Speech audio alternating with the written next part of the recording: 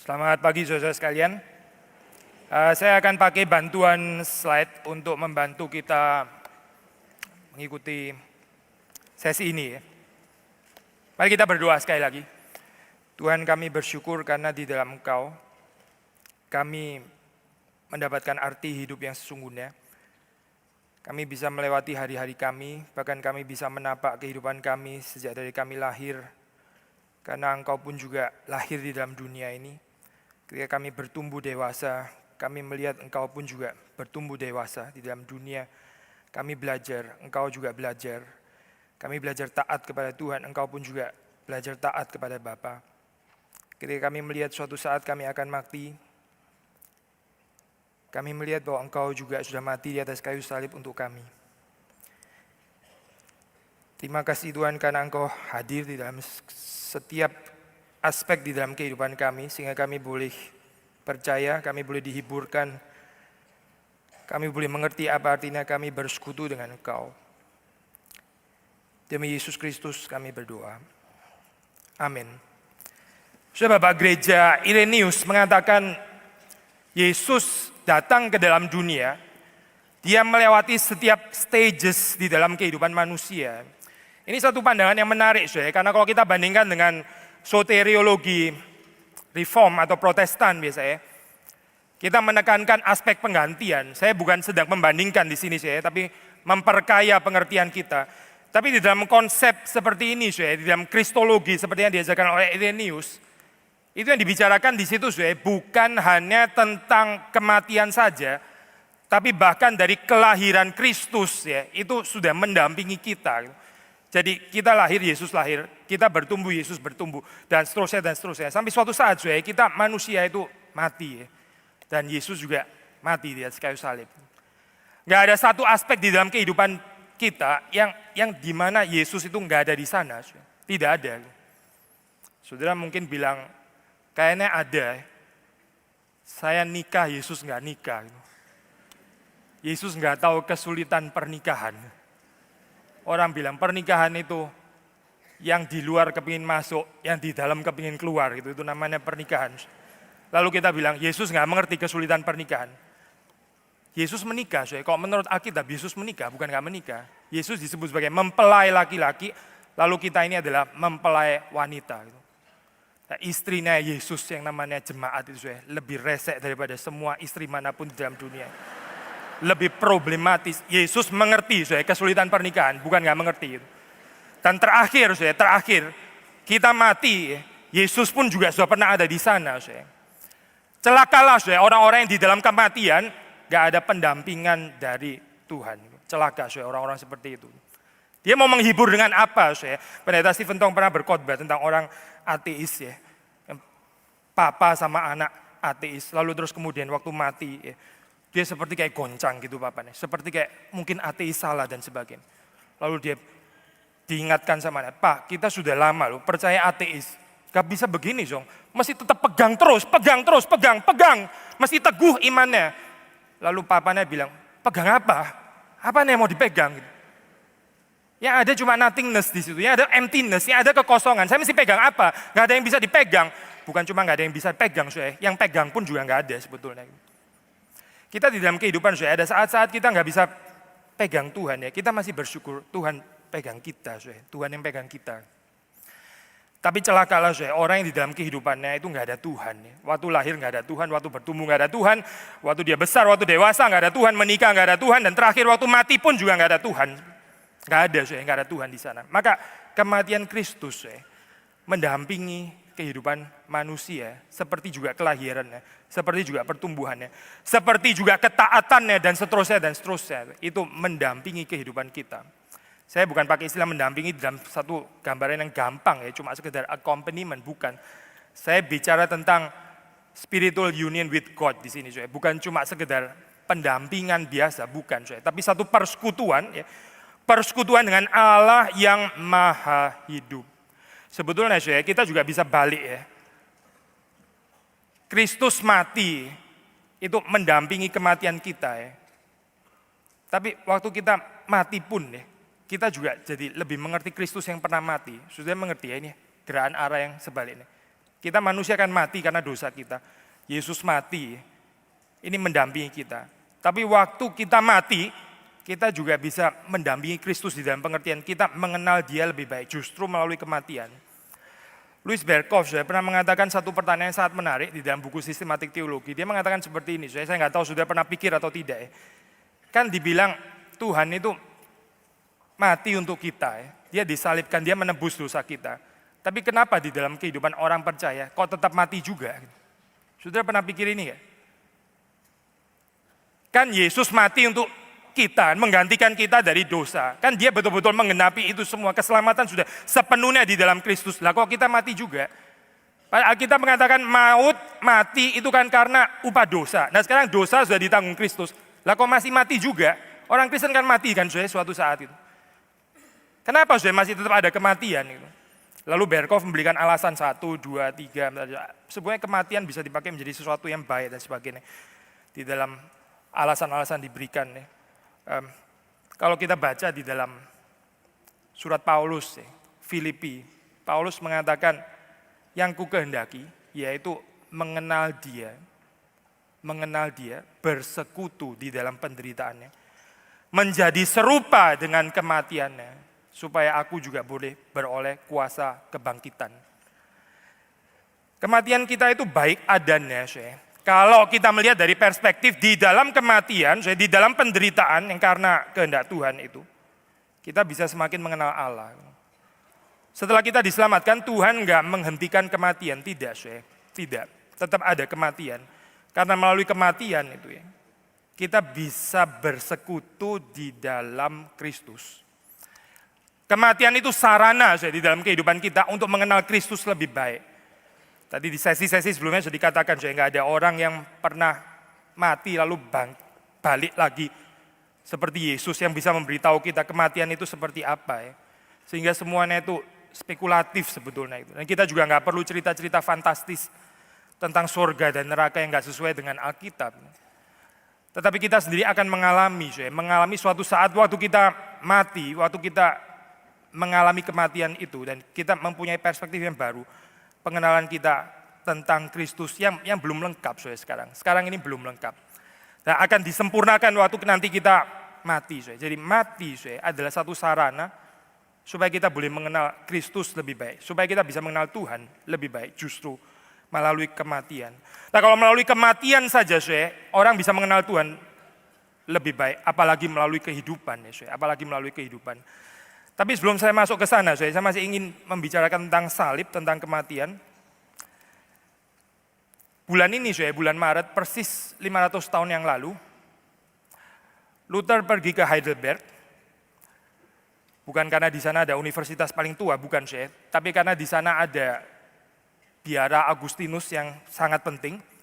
Luther itu Ordo Augustinian, dan dia di situ menyampaikan tesis, so-called Disputatio Heidelbergensis, Disputation Heidelberg Disputation. Lalu dia di situ propose teologi, berharap fellow Augustinian monks itu persuaded dengan apa yang dia sampaikan di sana. Nah itu menjadi terkenal sekali 15-18. Mungkin secara konten jauh lebih penting daripada 95 tesis yang kita rayakan tahun lalu yaitu 500 tahun 15-17 The so-called Theologia Crucis, teologia salib. Teologi salib, apa pengertian Luther tentang teologi salib? Saya pakai slide yang pertama, tolong slide yang pertama ya. Terima kasih. Saya baca kutipan As the Apostle says in 1 Korintus 1:21, jadi ini dari Paulus Saya kutip, for since in the wisdom of God, the world did not know God. Through wisdom, it pleased God. Through the folly of what we preach to save those who believe.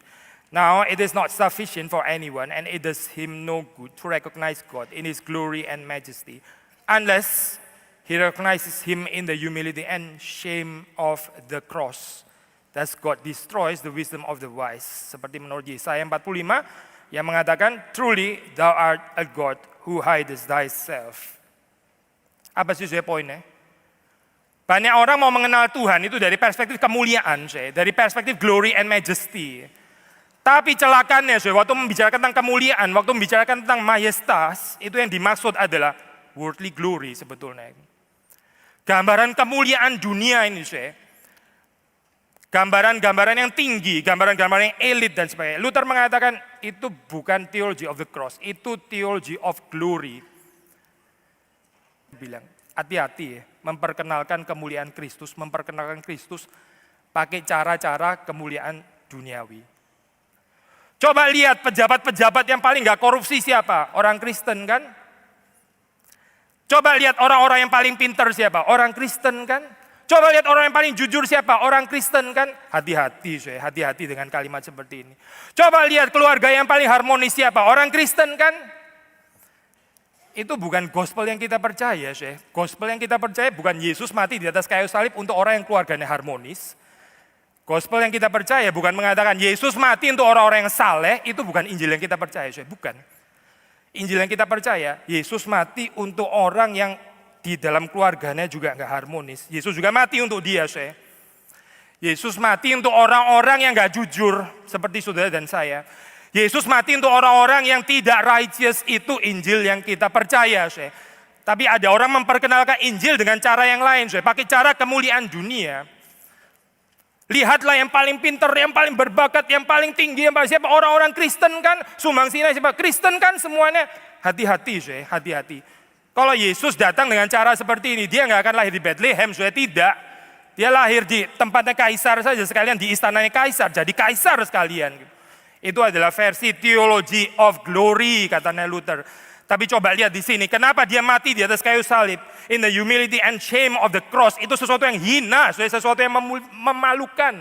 Kalah, gagal, kolaps semuanya, sampai murid-muridnya pergi meninggalkan dia, balik lagi lah jadi nelayan, kirain ikut seseorang visioner, ternyata akhirnya berakhir seperti ini, percuma. Memang waktu kita melihat bijaksana Allah, itu menurut dunia, 1 Korintus 1 mengatakan, memang itu goblok, itu kebodohan. Bisa-bisanya percaya Allah menjadi manusia, itu bodoh sekali. Yang bilang siapa? Yang bilang bukan orang gak percaya, yang bilang Alkitab, yang bilang Alkitab. Dunia akan mengatakan gambaran seperti ini sama sekali nggak menarik untuk dunia. Karena mereka punya konsep mereka sendiri tentang kemuliaan. Mereka tahu apa itu artinya kemuliaan. Mereka bangun sendiri. Tadi di sesi yang lain, orang suka memproyeksikan pikiran mereka tentang Yesus. Orang suka memproyeksikan pikiran mereka tentang Allah. Mereka bangun sendiri konsep-konsep kemuliaan, konsep glory. Pada akhirnya didapati bahwa itu semuanya adalah gambaran worldly glory. Gambaran kemuliaan dunia sebetulnya itu. Lalu kita melihat salib di situ, gambaran orang yang rentan, rapuh, tersiksa, nggak bisa apa-apa, nggak berdaya. Lalu disembah lagi sama orang Kristen. Gobloknya luar biasa, orang-orang Kristen. Siapa yang bilang? 1 Korintus. 1 Korintus sudah kasih tahu, memang ini kebodohan kok menurut dunia. Dunia mencari hikmatnya sendiri, tapi ini kemuliaan salib, Luther mengatakan kemuliaan salib ini hidden, nggak bisa dilihat. Gak bisa dilihat, kecuali orang itu dicelikkan oleh Roh Kudus, baru dia bisa melihat kemuliaan salib. Maka waktu kita membicarakan tentang kematian, kita gak bisa bicara tanpa kehidupan. Waktu kita bicara kehidupan, kita gak bisa bicara tanpa kematian. Cuma orang yang mati yang bangkit, karena yang gak mati gak bangkit. Dan inilah cerita kekristenan, yaitu bagaimana walk in the humility and shame of the cross.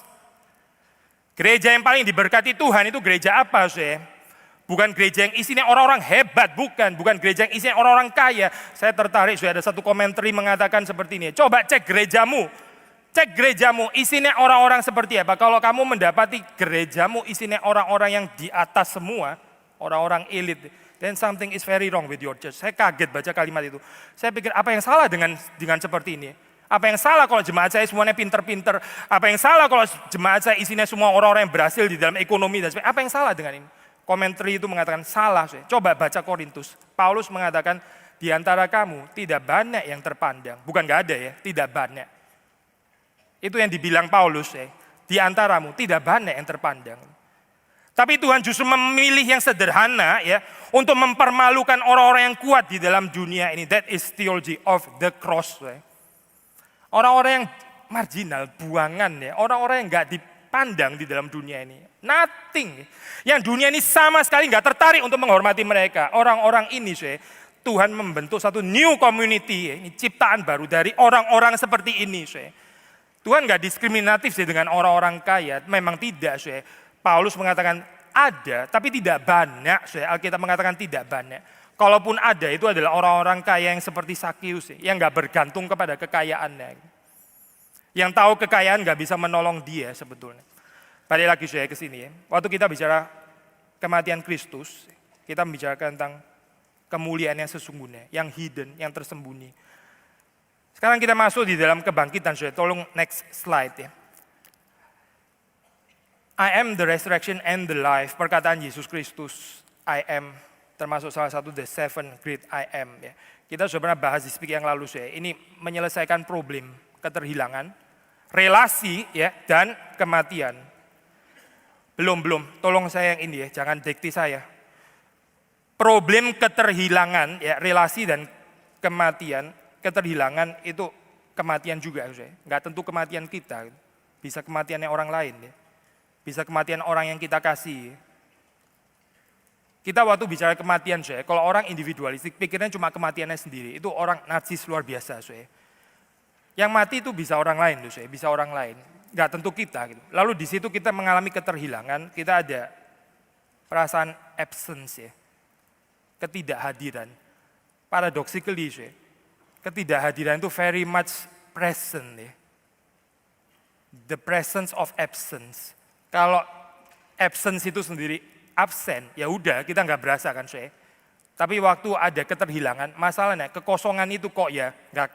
Yang namanya kosong itu kok betul-betul bikin saya jadi sadar ya kalau ada yang kosong. Nah itulah problem dalam kehidupan manusia yang nggak bisa diselesaikan.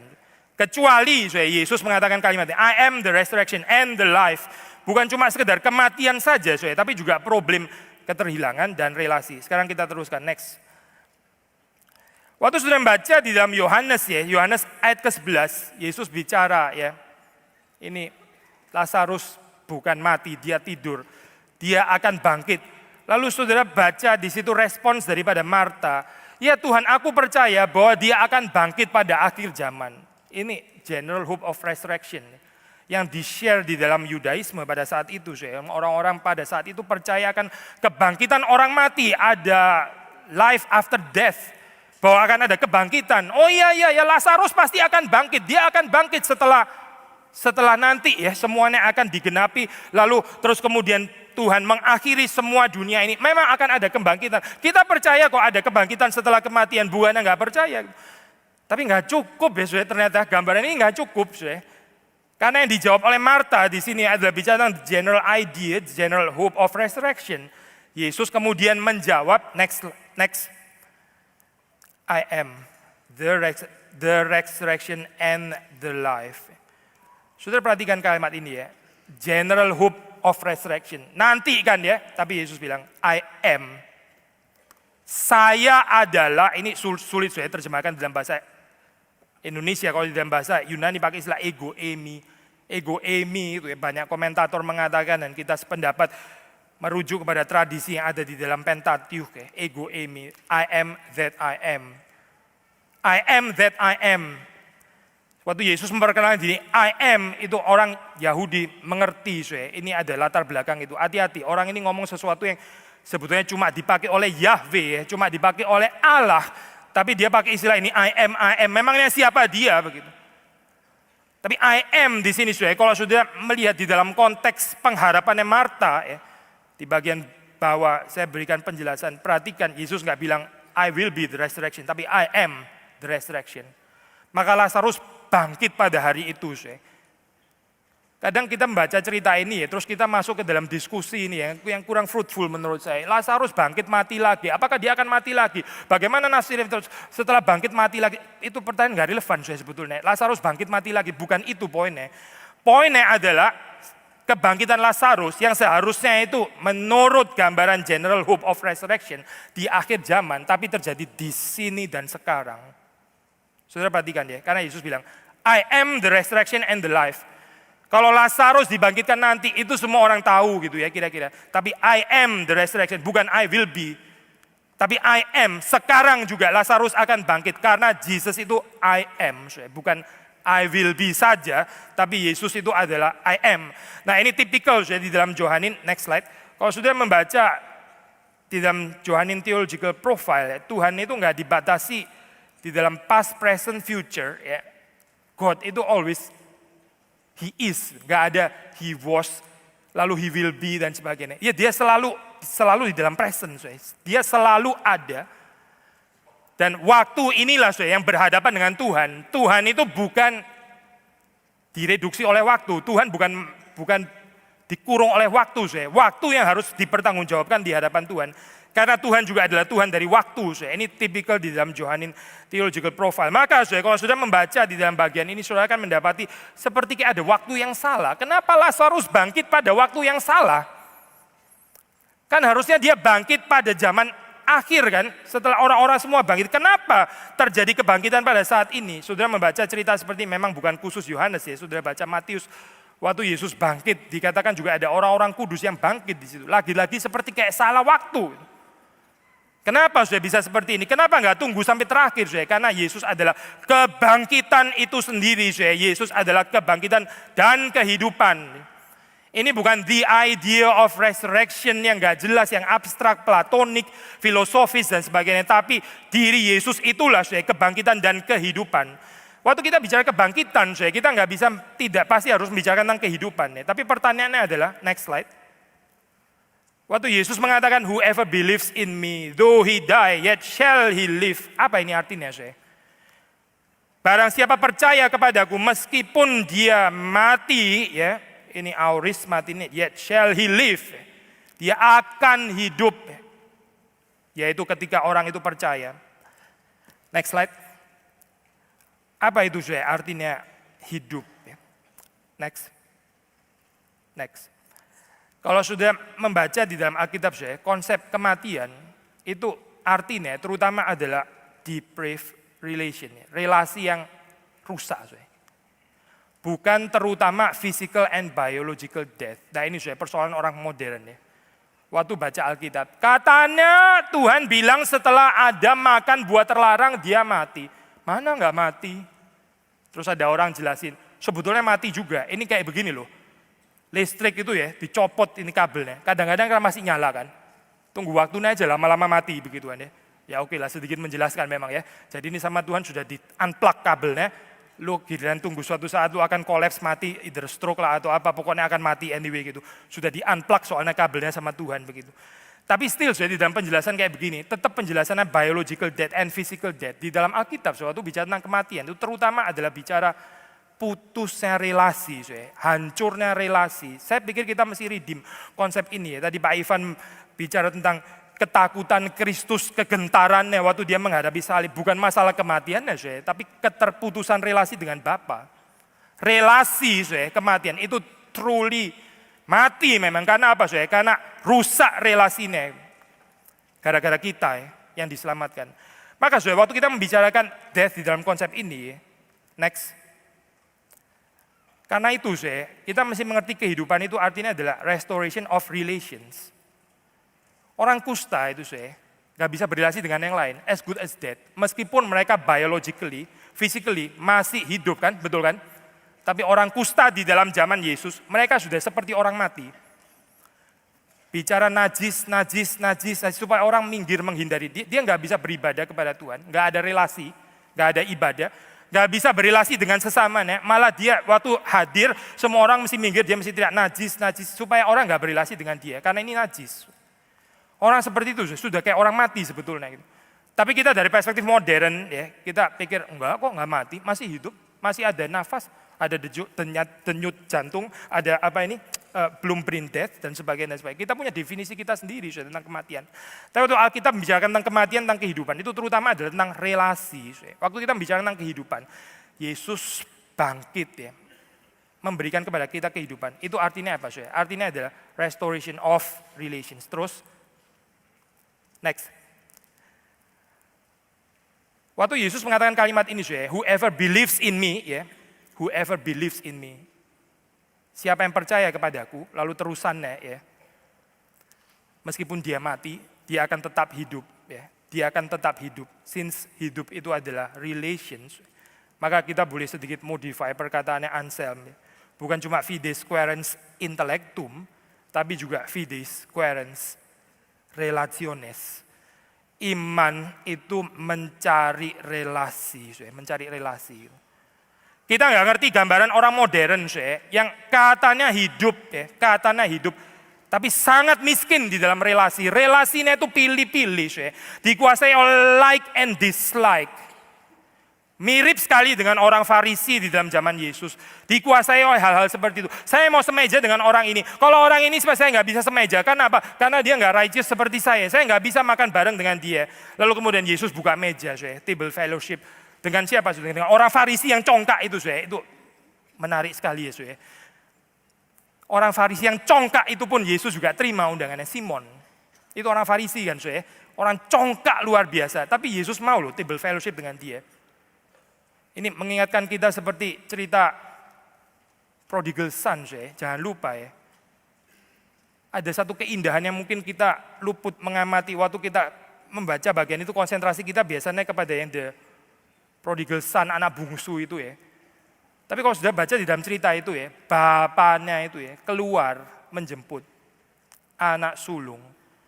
Anak bungsu itu enggak dijemput, anak bungsu itu balik sendiri.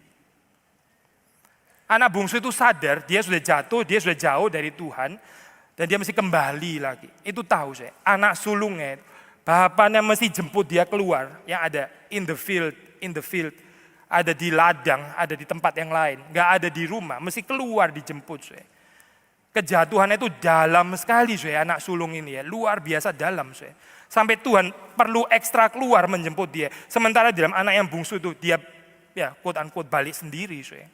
Bukan tanpa anugerah Tuhan ya maksud saya. Tapi poinnya sekali lagi, baik lagi saya. Kalau kita bicara tentang kehidupan saya, kita membicarakan tentang relasi, pemulihan relasi. Next.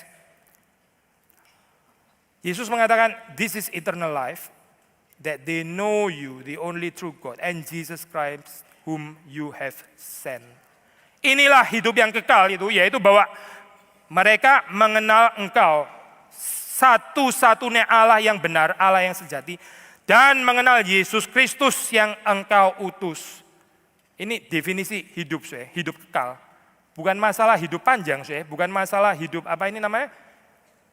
Hidup durasinya ya, nggak mati-mati dan sebagainya. Itu transhumanisme ya. Sekarang bergumul dengan urusan kematian dan sebagainya. Kalau kita baca dulu ya, itu Kaisar apa ini saya, Qin Shi Huang ya. Itu early transhumanis ya. Kepingin keluar daripada keterbatasan kematian, bagaimana supaya hidup panjang. Akhirnya dia memerintahkan dokter yang paling hebat di sana. Coba cari resepnya apa orang bisa hidup panjang, hidup kekal. Supaya long live the emperor itu enggak cuma jadi slogan, tapi benar-benar menjadi kenyataan. Akhirnya dokter itu punya satu solusi yang luar biasa fantastis. Yaitu disuruh minum air raksa. Coba. Dokter zaman dulu itu mirip tukang sihir ya. Karena keterbatasan pengertian, akhirnya Qin Shi Huang bukannya hidup makin panjang, malah makin pendek akhirnya. Gara-gara air raksa itu diracuni sama dokternya, of course dokternya nggak punya motivasi itu ya. Tapi mimpi manusia untuk hidup selama-lamanya, untuk hidup kekal, untuk hidup panjang, untuk hidup umurnya panjang dan sebagainya. Itu bukan substansi ya kalau di dalam Alkitab. Di dalam Alkitab, hidup kekal itu adalah mengenal Allah menurut Yesus ya, mengenal Allah yang sejati dan mengenal Yesus Kristus yang diutus. Next slide. Maka apa artinya hidup? Yaitu mengenal Allah Tritunggal, mengenal Bapa yang mengutus anak, mengenal anak yang diutus Bapa. Dan orang yang bisa mengenal ini itu bisa mengenal karena dia dipimpin oleh Roh Kudus. Jadi ini pembicaraan tentang Tritunggal. Bicara kristologi, nggak mungkin nggak bicara Trinitas, nggak mungkin. Bicara Trinitas juga nggak mungkin nggak bicara kristologi. Karena ini saling berkait satu dengan yang lain. Yesus mengatakan ya hidup itu adalah mengenal Allah yang sejati dan mengenal anak yang diutus oleh Bapa. Di luar ini berarti kematian, berarti darkness, berarti kegelapan, berarti kebinasaan. Tanpa pengenalan Allah Tritunggal menurut Kristus adalah kebinasaan menurut Kristus. Saya selesaikan next ini slide yang terakhir. Life begins here and now. Kita mesti menghargai seperti Lazarus yang dibangkitkan pada saat itu juga seperti di dalam waktu yang keliru. Memang kita menantikan bodily resurrection kita nanti ya pada akhir zaman. Tapi life ya, itu kita yang mati rohani dibangkitkan sehingga kita memiliki kehidupan yang baru, menjadi ciptaan yang baru. Itu mulai di sini dan sekarang. Karena apa saudara? Karena pengenalan akan Bapa dan Anak itu juga mulai di sini dan sekarang. Bukan mulai nanti di akhir zaman, bukan saudara. Di sini dan sekarang. Maka kita membicarakan realize eschatology. Ada eskatologi yang di sini, ada eskatologi yang akan datang. Kalau di dalam reform sistematik kita bicara already and not yet. Terusin saya, terusin. Satu, next mungkin.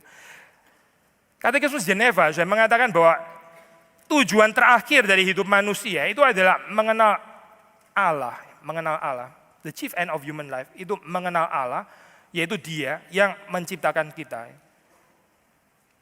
Kalau kita nggak mengenal Allah, kita nggak mendapati tujuan di dalam kehidupan ini, kita sebetulnya nggak ada tujuan di dalam kehidupan. Tanpa mengenal Allah, kita nggak mendapati tujuan yang paling puncak di dalam kehidupan manusia. Ini katekisme yang tulis Calvin ya. Lalu terus kemudian kalimatnya menginspire seperti Westminster dan sebagainya. Ada sedikit modifikasi, tapi bagian pertama kalau sudah baca, itu diambil dari Calvin ya sebetulnya. Next slide ya. Maka apa artinya ini terakhir ya? Apa artinya kita percaya kepada Kristus as the one sent by the Father? Apa artinya? Yang pertama, kita menerima perkataan Kristus. Ini berarti kita mengakui jabatan kenabian Kristus. Karena yang dibicarakan oleh Kristus itu dia terima dari Bapa. Ini bukan keluar dari mulutnya sendiri, tapi dia selalu sinkron dengan apa yang dia terima dari Bapa. Itu namanya nabi. Nabi palsu mengatakan bukan yang diterima dari Allah. Nabi yang asli mengatakan yang diterima dari Allah. Di dalam dunia ini ada nabi asli, ada nabi palsu. Nabi palsu bukan mengajarkan yang dari Allah. Itu ajaran mereka sendiri. Yang kedua, seperti Kristus yang diutus oleh Bapa, kehidupan, itu berarti adalah apa sih? Berarti kita sendiri mesti memberi diri untuk diutus. Saudara dan saya, kalau kita menganggap diri kita ini Christian, berarti kita memberi diri kita diutus. Ini berarti kita mempunyai prophetic function. Gereja yang diberkati Tuhan itu gereja yang diutus. Gereja yang kurang diberkati Tuhan, gereja yang terus putar persoalan internal sendiri, gak selesai-selesai. Terus urusan internal, gak pernah diutus keluar. Terus urusan di dalam. Gak pernah beres. Tapi gereja yang dewasa, gereja yang diberkati Tuhan, dia menjalankan prophetic function, diutus. Artinya apa? Kita orang Kristen, waktu kita berbicara, waktu kita berkata-kata, kita mesti membicarakan apa yang kita terima dan apa yang kita dengar dari Tuhan. Itu di dalam bahasa Injil Yohanes berarti bicara tentang union of words. Kita ada spiritual union with the Father, with God, karena kita mengatakan apa yang mau dikatakan oleh Allah. Persekutuan di dalam perkataan. Waktu berkata-kata mencerminkan apa yang mau dikatakan oleh Allah. Yang terakhir yaitu union of works. Hidup itu apa? Hidup itu adalah mengatakan apa yang Tuhan titipkan kepada kita untuk dikatakan kepada dunia. Tapi hidup juga adalah artinya melakukan pekerjaan Allah. Ada persekutuan, waktu seseorang terlibat di dalam pekerjaan Tuhan, ada persekutuan dengan Bapa. Ini adalah persekutuan yang ada di dalam Kristus dan Bapa. Yesus bilang, Bapakku bekerja sampai sekarang, maka aku pun bekerja. Bapa dan Anak itu satu, in perfect union. Tapi union di dalam pengertian apa? Kalau menurut Yohanes, union of words, di dalam perkataan, perkataannya satu, dan di dalam karya, di dalam pekerjaan. Kita bersyukur mengenal prinsip ini, karena bagian ini bisa dihayati ya di dalam kehidupan kita. Ini kita nggak membicarakan tentang keilahian Kristus yang terus kita nggak bisa punya akses ke sana, karena itu nggak transferable, nggak dikomunikasikan kepada kita. Tapi the union of the Father and the Son, kalau kita melihat di dalam konsep Yohanes, itu adalah kesatuan pekerjaan dan kesatuan perkataan. Maka saudara dan saya, kita yang sudah dibangkitkan dari kematian rohani, kita diundang untuk masuk di dalam satu kehidupan, yaitu apa ini? Yang kita katakan itu adalah perkataan Tuhan. Yang kita kerjakan itu adalah pekerjaan Tuhan. Dengan demikian kita tahu itu apa artinya hidup yang ada pada Kristus yang di-share, yang dibagikan kepada kita. The union with God, the Father. Kiranya Tuhan memberkati kita semua. Mari kita masuk dalam doa. Tuhan, kami bersyukur karena persekutuan-Mu dengan Bapa adalah persekutuan yang sekalipun eksklusif, tapi satu persekutuan yang juga terbuka untuk kami semua, orang-orang yang malang ini, orang-orang yang celaka ini. Tapi Tuhan sudah mengundang kami untuk berbagian di dalam kehidupan Tuhan. Kami bersyukur kami yang mati boleh dihidupkan kembali di dalam Engkau. Kami menemukan apa artinya dipulihkan relasi dengan Engkau, apa artinya dipulihkan dalam relasi dengan sesama kami. Ajar kepada kami Tuhan untuk menghargai hidup yang Kau karuniakan dan tidak menyia-nyiakannya. Kami tahu masih ada orang-orang yang tidak suka berelasi dengan Engkau. Sama seperti kami pada saat itu juga tidak suka berelasi dengan Engkau. Dan Engkau mengutus kami seperti Kristus, supaya kami menjadi mediator-mediator kecil, ketika kami boleh menjembatani orang-orang yang tidak suka berelasi dengan Tuhan itu, supaya kami membawanya ke dalam relasi dengan Engkau. Dan tolong pelihara kehidupan kami sendiri Tuhan, supaya kami tidak rusak relasinya. Bukan hanya relasi kami dengan Tuhan, tapi relasi kami dengan sesama. Supaya kami pun juga boleh menikmati kehidupan yang penuh dengan rekonsiliasi, baik dengan Engkau maupun dengan sesama. Kiranya Tuhan memberkati kami, Tuhan memberkati gereja-Mu. Demi Yesus Kristus kami berdoa, kami bersyukur. Amin.